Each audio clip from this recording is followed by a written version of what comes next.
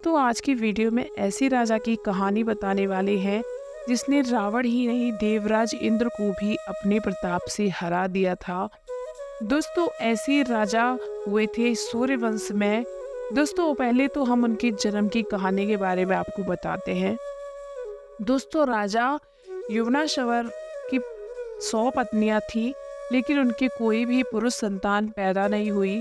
उन्होंने कई ऋषियों से सलाह ली और आखिर में दोस्तों भार्गव ऋषि आए जिन्होंने उनके लिए पुत्र प्राप्ति के लिए यज्ञ किया और वो यज्ञ करने के लिए तैयार हो गए।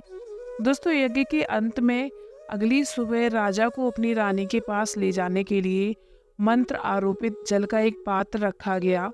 रात के समय राजा प्यासा हो गया और आश्रम में पानी की तलाश में चला गया। उसने बर्तन देखा और इस गुणकारी पानी से अपनी प्यास बुझाई। दोस्तों नियत समय में राजा के पेट को काटकर एक पुत्र का उद्धार किया गया। दोस्तों भगवान इंद्र ने इस अनोखी घटना के बारे में सुना और शिशु को देखने के लिए आए। दोस्तों अब सवाल करने के लिए ये है कि बच्चों को कौन खिलाएगा, उसकी रक्षा करेगा। दोस्तों इंद्र ने अपना अंगूठा बच्चे के मुंह में डाल दिया और कहा कि माँ यशति, इस बच्चे का नाम मानदाता रखा गया। और बाद में उसने भगवान इंद्र से युद्ध की कला सीखी और अपना अजेय धनुष प्राप्त कर लिया। दोस्तों राजा मानधाता ने अपनी बहुत ताकत, ज्ञान और अच्छी तरह से सुसज्जित सेना के साथ विशाल क्षेत्रों में कई आसपास के राज्यों में विजय प्राप्त की। दोस्तों वो पराजित राजाओं को पुनर्स्थापित करेगा, ऐसी उसने प्रतिज्ञा की। ऐसे राजा को वार्षिक कर का भुगतान करने के लिए सहमत किया गया। दोस्तों अनुपालन और सुशासन सुनिश्चित करने के लिए प्रत्येक राज्य में एक राजदूत तैनात किया जाएगा। दोस्तों ऐसे राजा को भी मानधाता की सुरक्षा प्राप्त करने की थी। दोस्तों इस वादे को पूरा करने के लिए उन्हें एक बार अपने ही देवता इंद्र से लड़ना पड़ा, जिन्होंने हारने पर मानधाता को एक राक्षस राजा लवकुशों से लड़ने की चुनौती दी।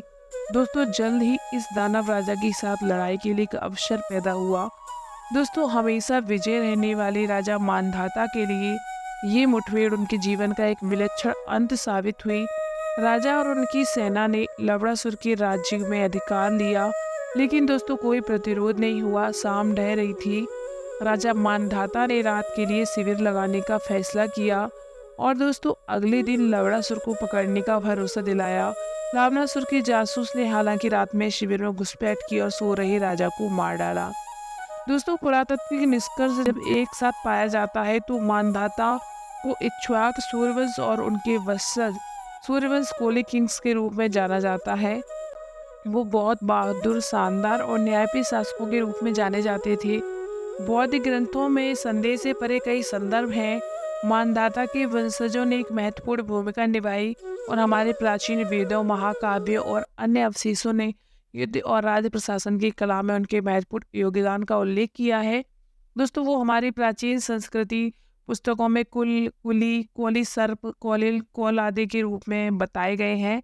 दोस्तों उम्मीद करते हैं आप सभी लोगों को छोटा सा वीडियो काफ़ी ज़्यादा पसंद आया होगा। वीडियो पसंद आए तो चैनल को सब्सक्राइब करना बिल्कुल मत भूलना। वीडियो को लाइक कर देना। Thanks for watching.